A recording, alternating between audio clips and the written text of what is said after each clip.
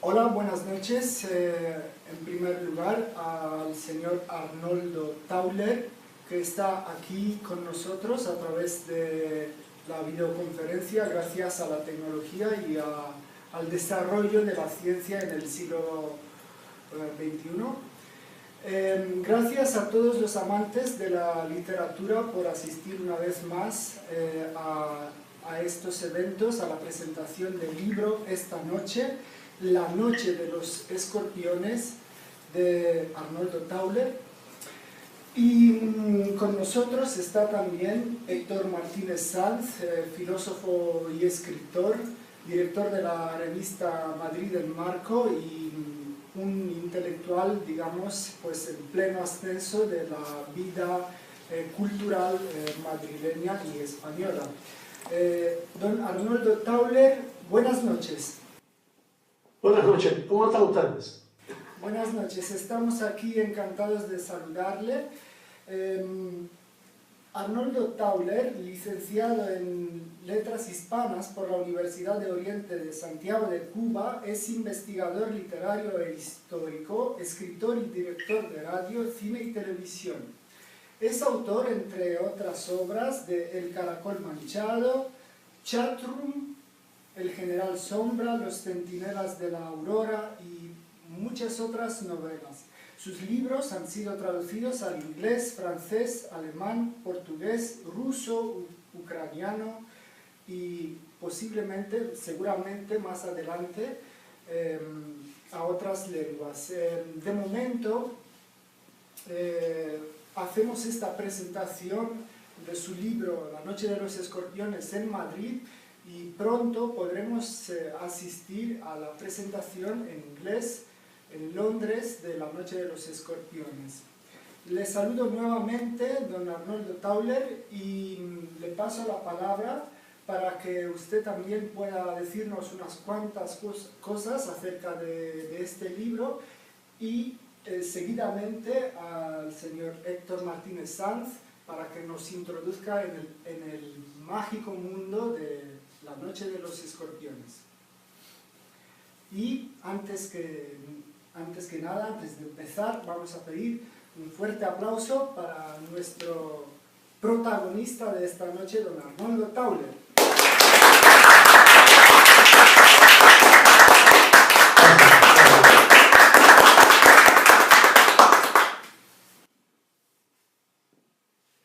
Bueno, antes que todo quisiera saludar a los representantes de la editorial, al señor Héctor Martínez Sainz, a Fabiani Bermuschi, a la abejita laboriosa que es Lidia Fernández y a todos los asistentes a la actividad de esta noche. Estoy, por supuesto, a la disposición de ustedes a contestar cualquier tipo de pregunta o a hablar sobre el libro en este sentido. ¿Ok? Gracias.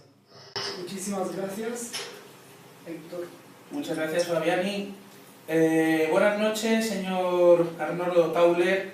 Estoy encantado de poder hablar una vez más de La Noche de los Escorpiones e incluso poder explicar y poder acercar al público una obra que yo creo se entra muy bien en lo que es la novela moderna y la novela contemporánea, esa novela que se empieza a desarrollar en los años 70, 80, en la que ya se empiezan a mezclar lo que son los géneros de intriga, de suspense, un argumento, digámoslo así, trepidante, también encerrándolo junto con lo que es el misterio e incluso lo que es el mito o la leyenda, ¿no? Dentro de los mitos y las leyendas modernas. A este respecto, la introducción dentro del ámbito de La Noche de los Escorpiones, usando el mito, leyenda o realidad, quién sabe, eso ya cada uno, hay teorías de todos los gustos, de si verdaderamente Hitler escapó y huyó de Alemania en la entrada de los soviéticos o no, realmente se suicidó, o incluso como radió el señor Karl Donitz, ¿no? El heredero del Tercer Reich en Alemania, murió batallando en las calles de Berlín, ayuda a dar un envoltorio de verdadero misterio y de también algo bastante atrayente para lo que es lo que es el lector general, ¿no? Es una literatura que entra también dentro de todos estos cánones muy criticados muchas veces, y yo no soy de los principales críticos de esta tendencia, de lo que llaman la literatura bestseller, y parece que lo dicen de una manera despectiva, ¿no? Y yo siempre recuerdo que los grandes autores que nosotros estudiamos y alabamos fueron los bestsellers, ¿no? de sus épocas. Entonces no lo veo yo tan despectivo el trabajar precisamente los elementos de lo que es la novela imperante precisamente en nuestra época. Y La noche de los escorpiones encaja perfectamente en este aspecto de este tipo de novela. Yo lo veo como un libro necesario, un libro que hace al público lector pensar y reflexionar sobre el modo en que nos ha sido contada la historia, sobre quiénes escriben la historia, tanto los autores, los historiadores como los protagonistas. ¿Quién pone a los protagonistas en su lugar? ¿Quién pone a los desfavorecidos de la historia en su lugar? Sobre la manera en que se escribe la historia. Y yo creo que al leer este libro el lector pues se toma no solamente con la cuestión del final de la historia, como decía el ya conocidísimo Fukuyama, sino de qué forma nosotros, los hombres de la calle, podemos colaborar para entrar en esta historia. Y si no es importante la historia y si se ha acabado, ¿qué pasará a partir de ahora? Y este libro nos pone ante estas cuestiones a las que creo que tenemos que contestar. Lo que es en su forma nos pone en la cuestión de algo que se ha señalado siempre, que la historia siempre la cuentan los vencedores, nunca los vencidos, ¿no? Y el problema que tenemos en la circunstancia, el contexto de la obra de Arnoldo Tauler, es el hecho de que en este caso los vencedores tampoco están unidos, ¿no? Entonces tenemos una historia totalmente dividida entre lo que son los soviéticos y lo que son los aliados. Los aliados durante toda la Segunda Guerra Mundial saben que tampoco quieren que el bloque comunista avance sobre Europa, y sin embargo están viendo cómo va avanzando lo que es la Unión Soviética. Al estar divididos, claro, la muerte de Adolf Hitler se convierte en un mito, puesto que, igual que nos ocurría con el caso de Bin Laden, nadie ve el cadáver, nadie encuentra el cadáver, nadie puede certificar verdaderamente la muerte, hecho que aprovechan los comunistas para decir que Adolf Hitler ha escapado de la famosa operación Mito, ha escapado de Alemania hacia la Patagonia, si bien en el avión con la piloto Reich, o bien si ha escapado en un submarino, por ejemplo, ¿no? En un U-boat de los que quedaban del almirante Kaldonich, de la que era la manada de lobos, como la llamaban. Esa división entre los aliados permite que se genere esta leyenda, ¿no? Que se genere esta historia, que en realidad, pues hombre, podría ser cierta, porque se basa también en el hecho de que hubo muchísimos, y de hecho Wiesenthal, que se dedicaba a perseguir, ¿no? el gran perseguidor, el gran cazador de nazis, y otras muchas organizaciones que iban a perseguir nazis, efectivamente siguieron el rastro, lo que era desde Europa. En la novela lo refleja también el camino hacia el Vaticano, cómo el Vaticano colabora en la escapada de muchos de los grandes jerarcas nazis, cómo incluso pasan por España, y algunos se quedan en España, y cómo otros van hacia el continente sudamericano, hacia la parte sur del continente americano, mejor dicho. Y el poder contextualizarlo ahí, el poder jugar con ese mito y con esa leyenda, le da ese punto de magia que es más allá de verdaderamente te crees la teoría conspiranoica, ¿no? Como la se llama, no, verdaderamente no te la crees. Al contrario, es simplemente meternos en una historia, en una magia de ese mal que vivimos dentro de Europa y ese mal que realmente amenazó a todo el planeta. ¿Sigue ahí o no sigue ahí? ¿Está verdaderamente muerto o ha desaparecido, ¿no? Yo creo que ese es un verdadero punto y un verdadero valor que tiene la novela al pinchar en esta leyenda. Como bien has dicho, la muerte de Hitler está envuelta en leyenda. Creo haber leído precisamente tu artículo algo que me ha llamado la atención. ¿Cómo es posible que esos elementos de la muerte de Hitler coincidieran como si se tratara de una ficción escrita por Shakespeare, es decir, ambos se suicidan, también matan a un perro. Y se casan ese mismo día. Y se casan ese mismo día. Vamos a ver, es una muerte mítica. Y quería preguntarle al señor Arnoldo Tauler, ¿por qué los hombres todavía hoy, después de la muerte de todos los mitos, después del final de la historia, después del final de la literatura, en fin, de todos los finales, ¿por qué todavía necesitamos de esa condición mítica de la existencia? ¿Y por qué perseguimos las creencias que nos llevan a esa dimensión mística? Hay que pensar que el hombre, por norma general, independientemente de que vive en un mundo realista, siempre, de una manera o de otra, cuando no tiene satisfechas sus inquietudes, acude a este tipo de recursos. En el caso de la muerte de Hitler, hay muchos intereses aquí de por medio y, como decía Martínez Sanz, discrepancias en este sentido. A partir de la pregunta inicial, que es, ¿se suicidó o no se suicidó?, surge otra pregunta también que voy a darle respuesta después. Bien, supongamos que no se suicidó, pero ¿cómo escapó de Berlín? Berlín en esos momentos estaba prácticamente rodeada por todas las tropas soviéticas. Se peleaba casi a 200 metros del Reichstag. Prácticamente Hitler no tenía posibilidades casi de escapar, pero tenía planificado su fuga. ¿Cómo hice para poder dilucidar las diferentes opiniones que existen con relación a la posible escapada de Hitler? Porque hay quien lo sitúa que fue a Austria, pero en esa época ya Viena había caído en poder de los soviéticos y Salzburgo estaba a punto ya de caer. Prácticamente era imposible. Se decía de que debía de ir a su cuartel general en Obersalzberg, pero ya había sido convertido en ceniza por la aviación británica. Skornesi, que es el mago de los comandos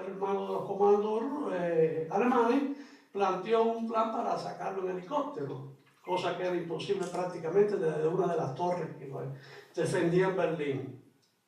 Hans Bauer, el piloto de Hitler, dijo que se planeaba sacarlo en un avión Ju-390, pero eso era imposible también. Un avión de 6 motores no cabía en la avenida de los Tilos, que era la única avenida que quedaba para entrar pequeños aviones, etc. Era un avión muy grande, de 9.700 kilómetros de alcance. El aeropuerto más cercano, que era el aeropuerto de Tempelhof, ya había sido ocupado por los soviéticos desde el día 24 de abril. Prácticamente no había ninguna área por donde Hitler escapar. Lo único que le quedaba era dos variantes. Una, el vuelo del Águila, que era un canal, vamos a decirle así, que partía desde Berlín hasta Noruega y Dinamarca, y que estaba apoyado por el general Adolf Kahn, un general de 30 años que era el único que combatía en el ejército de los nazis, y que tripulaba un grupo de aviones Messerschmitt 262, que eran los aviones a chorro que tenía Alemania en aquel momento, que eran muy superiores a lo que tenían las tropas aliadas. Pero existía el peligro de que fuera derribado el avión que pudiera pasar por ese canal, y entonces utilizó un plan que ya se venía elaborando con anterioridad, que es el que yo empleo en la novela.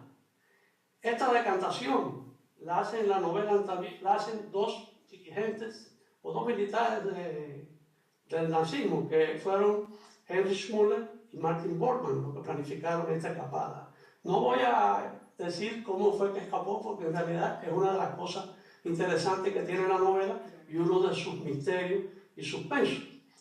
Pero ya la muerte de Hitler, independientemente y volviendo un poquito atrás, era de por sí una encrucijada de preguntas y cosas. Desde el 21 de abril, la United Press ya había informado que Hitler había muerto a causa de una explosión. 2 días después, Hitler le dice al conde Bernadotte que Hitler había sido víctima de un derrame cerebral. Heinrich Kempf, que era el chofer, dijo que se suicidó el 13 de abril y luego el 30. Hans Lynch, que confesó que se había disparado en la sien izquierda. Hitler era zurdo. El secretario más importante y más cercano de Hitler, que era Otto Kunsch, dice que se dio un tiro en la sien derecha. En realidad, todos mentían con una intención determinada. Había que despistar con relación a la veracidad de que Hitler se había suicidado. Entonces, ¿qué sucede? Lo único que quedaba como testimonio de que Hitler estaba muerto era el cráneo que tenían los soviéticos y que lo guardaban como un gran trofeo para mostrarlo a la humanidad con un balazo. O sea, un hueco que tenía el cráneo que era debido, según ellos, al proyectil que había salido por ahí. Pero un investigador, un arqueólogo de la Universidad de Connecticut, en los Estados Unidos, llamado Nick Bellantoni, le aplicó el DNA al cráneo y se descubrió que el cráneo es de una mujer de 40 años, con lo cual se derrumba totalmente toda la teoría de que Hitler estaba muerto. Como decía Martínez, jamás apareció su cadáver, ni el de él ni el de Eva Braun. Fueron dobles los que se emplearon ahí, muy hábilmente. Con relación a lo que mencionaba Martínez con anterioridad del conflicto ya con la Unión Soviética, es cierto. Los aliados, en este caso la parte del este, o sea, Estados Unidos, Inglaterra, etc., ya no consideraban a Hitler un peligro, pero sí como un medio.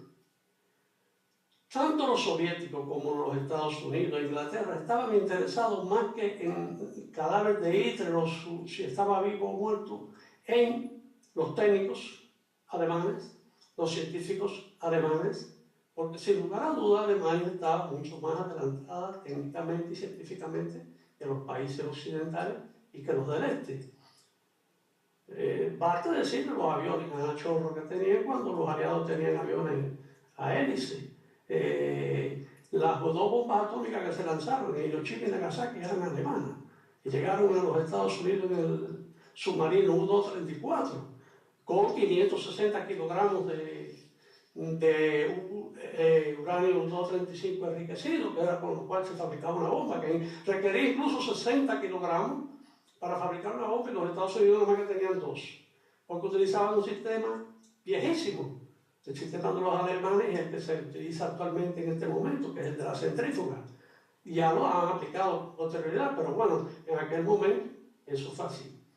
Toda la tecnología alemana era lo que le interesaba a los Estados Unidos, a Inglaterra y a los soviéticos también, y todos se lanzaron a tratar de capturar la mayor cantidad posible de ingenieros y arquitectos para sumarlos a sus planes futuro. Y como ya se veía que efectivamente el aliado eventual en la Segunda Guerra Mundial, o sea, en la Unión Soviética, en definitiva iba a ser después el enemigo posterior en la Guerra Fría, pues ya los Estados Unidos lo que trataron era de fundamentalmente de adelantarse a los planes soviéticos. Prácticamente, por ejemplo, cuando se tira la bomba atómica en Hiroshima y en Nagasaki, ya prácticamente el ejército japonés estaba vencido. Era una alerta a la Unión Soviética. Era un aviso de que el poderío norteamericano en ese momento, de que disponía, y que había que, históricamente, bueno, analizar muy bien los pasos futuros.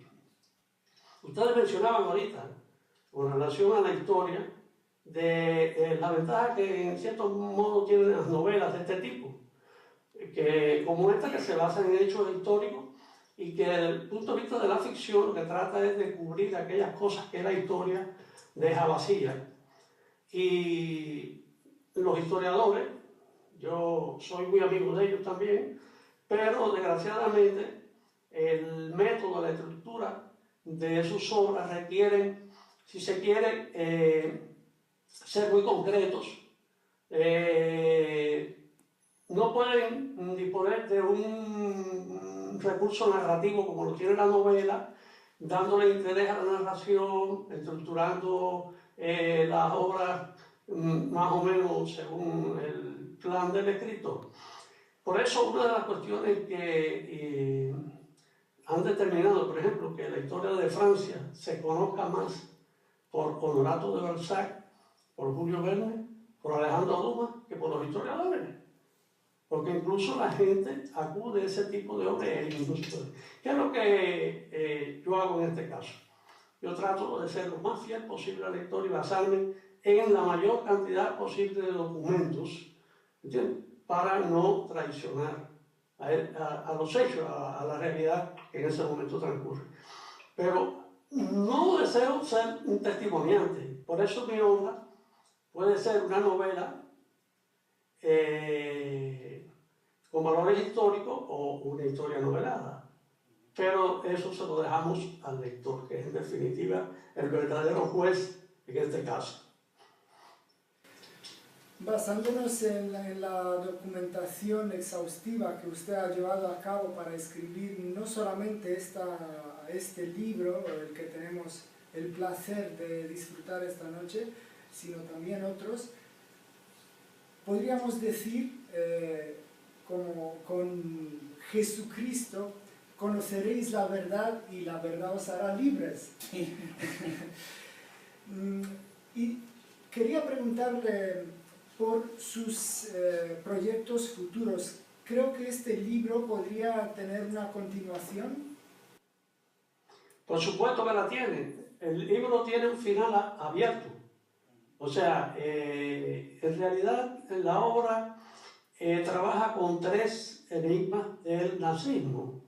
La cuenta durmiente de Suiza, el oro del Tíber y el enigma blanco. En la novela se resuelven los 2 primeros. Queda pendiente el enigma blanco, que es la novela que estoy escribiendo ahora, que es la segunda parte de La Noche de los Escorpiones, en la cual, no se asusten, a Hitler se clona a Hitler porque hace falta conseguir las 5 huellas dactilares de su mano derecha para poder entrar en un código especial que va a permitir a los investigadores, en este caso los mismos protagonistas de La Noche de los Escorpiones, entrar en el enigma blanco. ¿Y dónde está el enigma blanco?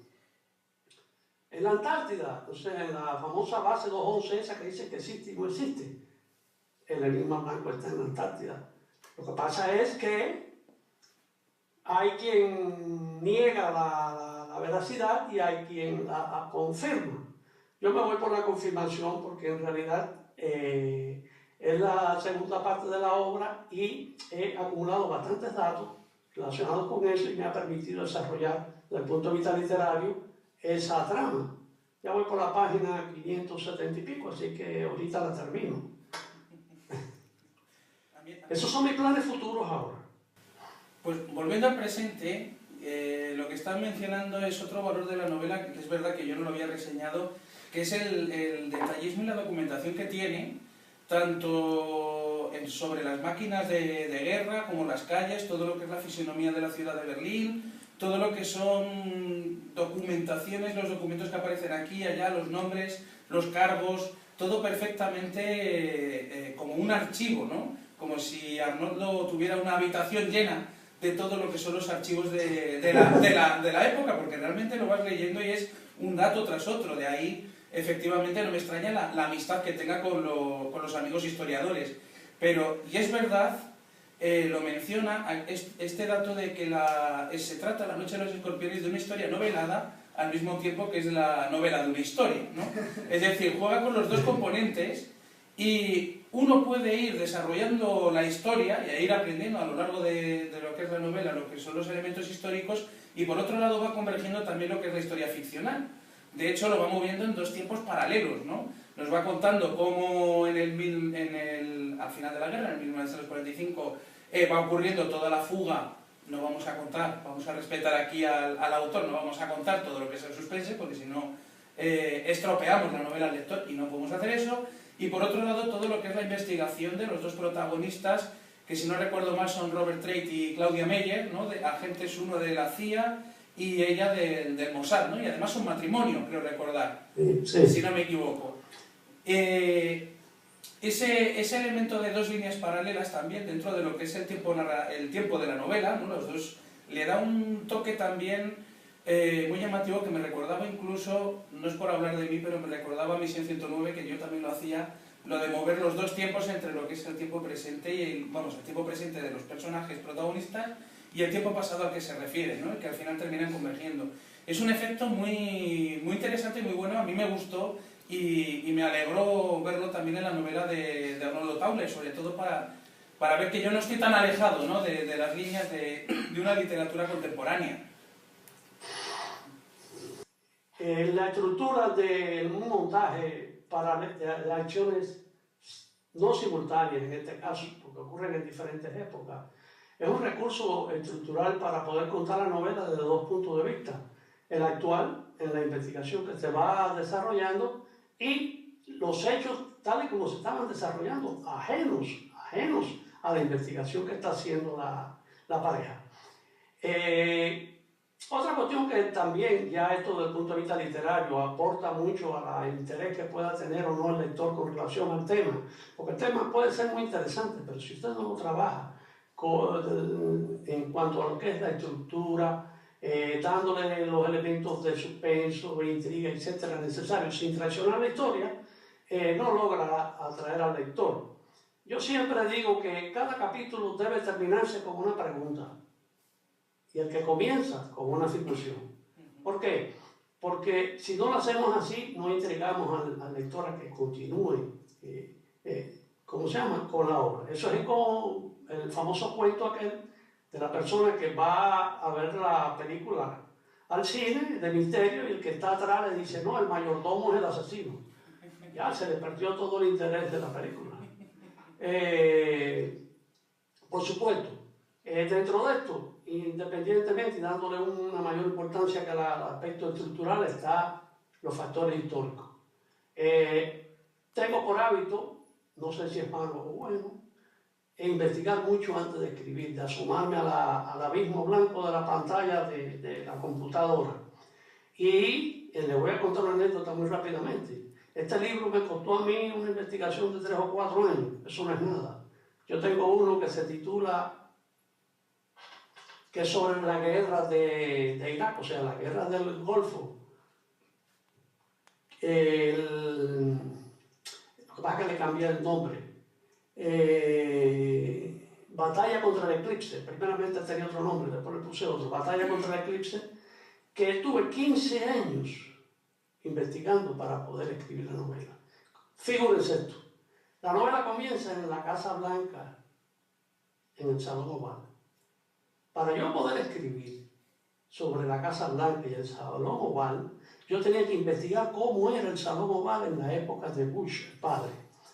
Tuve que estudiarme como 15 videos, leerme como 10 o 12 libros, ir a la Casa Oval, aprovechando que el presidente estaba en Camp David y permitían el acceso a la gente sin cámara y sin nada, por supuesto. No podía entrar con cámara ni nada, pero yo retrataba con los ojos todo, y cuando salía inmediatamente escribía todo lo que había visto, antes de que el Alzheimer me cogiera. Entonces, solamente es estudiar, por ejemplo, la psicología y la biografía de todos los participantes en la reunión del Consejo de Seguridad de Bush en aquella época. Estudiarme todas las biografías de ellos, cómo eran, ¿por qué? Porque yo estoy trabajando con personajes reales. Yo tengo que ser muy respetuoso con esa gente, tratar de buscar la forma ideal con la cual ellos se expresan, buscar las ideas de cada uno de ellos y entonces plasmarlas en la literatura. Eso es muy cuidadoso, eso requiere mucho trabajo. Y en el caso de La Noche de los Escorpiones, pues aunque no tenía tanta responsabilidad porque la mayoría de los protagonistas estaban muertos, yo estaba trabajando en otra novela con personajes vivos, aunque estos personajes estaban muertos, de todas maneras traté siempre de mantener la psicología el carácter de cada uno de ellos. Y eso, por supuesto, tuve que investigar bastante. Si yo menciono, por ejemplo, en novela una calle de Berlín, esa calle existe. Si menciono un edificio, ese edificio existe. Todos los datos que están en mis obras son de una manera o de otra fuentes de la propia investigación. Eso es lo que hacía, por ejemplo, Stefan Zweig, que es lo que lo diferencia de los historiadores, y en este caso la biografía. Basta leer nada más que una de sus obras, Fouché, El genio tenebroso, para ver cómo Stefan Zweig estructura su obra de manera que prácticamente parece una novela. Ahí es donde está el kit de la cosa. El testimonio, el documento el documental requiere que tú presentes pruebas concretas, etcétera, etcétera, y que confrontes los testimonios de cada cual. En la novela, en realidad, hay más amplitud en este caso. Y la novela tiene también la ventaja que yo la comparo con los pintores. No sé si Romeo estará por ahí. Con los pintores en el sentido siguiente. Aunque tienen diferencia de proyección. Nosotros pintamos imágenes con las palabras, ideas. Los pintores con las imágenes pintan ideas. La verdad es que nuestro mundo, nuestra telerrealidad, según algunos teóricos, y es difícil ser teórico y crítico hoy con la cantidad abrumadora de información que hay, son cada vez más exigentes. Entonces los lectores exigen cada vez más precisión a la hora de tratarse de una novela histórica como puede ser La noche de los escorpiones, y aprecian mucho y quieren leer este tipo de literatura. Por eso yo me declaro lector de Arnoldo Tauler, y también invito a todos los aquí presentes a que le echen un vistazo a este libro por las cuestiones que antes habíamos mencionado. ¿Qué cree usted que debería conocer o investigar más el lector de hoy en día? ¿Qué le falta y qué debería saber? El lector hoy en día es muy avispado.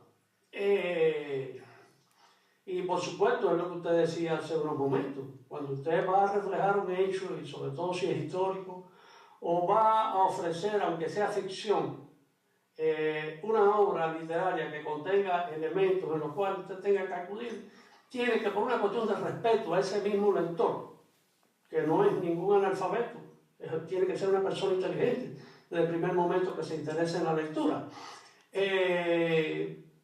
Por un respeto a ese lector y por respeto a sí mismo, debe ser lo más realista posible a la hora de presentar su obra. Mire, le voy a poner un ejemplo.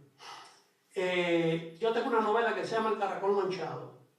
Es sobre un espeleólogo que investiga en las cuevas, factor del tiempo biológico, una investigación que hacen, etc.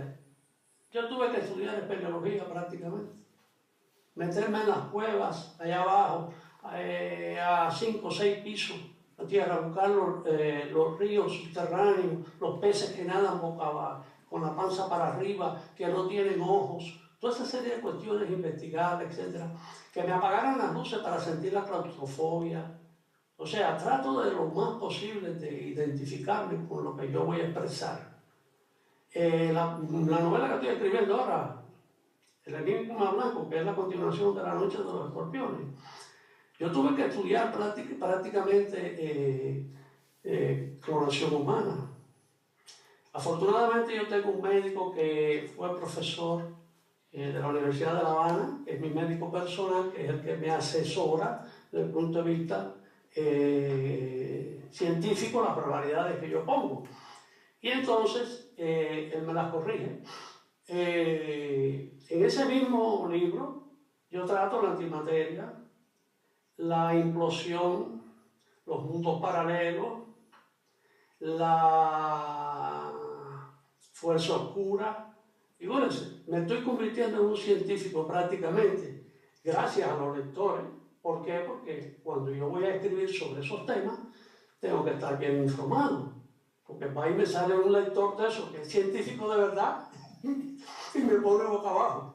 Y eso no debe ser. Es una cuestión de respeto a uno mismo y a la gente que va a leer la obra, por supuesto. A mí me gustaría preguntar, porque estamos hablando de, por ejemplo, La noche de los escorpiones, la documentación, la investigación y de otras novelas también y obras del señor Tauler, pero tampoco hay que olvidar, y ocurre también en La noche de los escorpiones, que toda obra siempre tiene un punto bastante subjetivo, ¿no?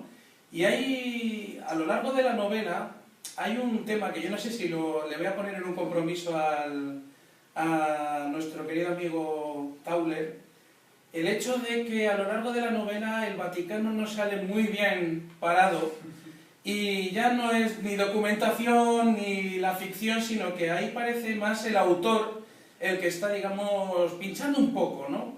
Pinchando un poquito a lo que es la curia romana. ¿No es así? Sí, por supuesto.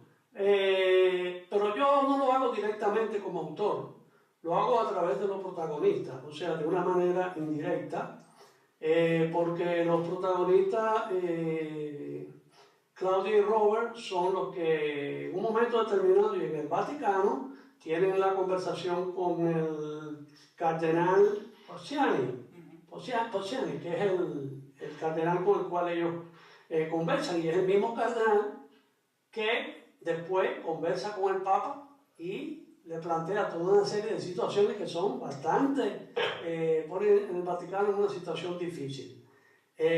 Incluso las opiniones de Porciani, que son las que yo he investigado y que puse en su boca como personaje, son reales, o sea, no es debido a mi fantasía, ni a mi imaginación, ni siquiera a mi posible creencia religiosa, o al hecho de que yo pudiera ser agnóstico, sino que responden a la realidad en este caso. Lo que pasa es que son cosas que nadie ha dicho, o nadie se ha atrevido a decir, y yo las he dicho a través de esos personajes.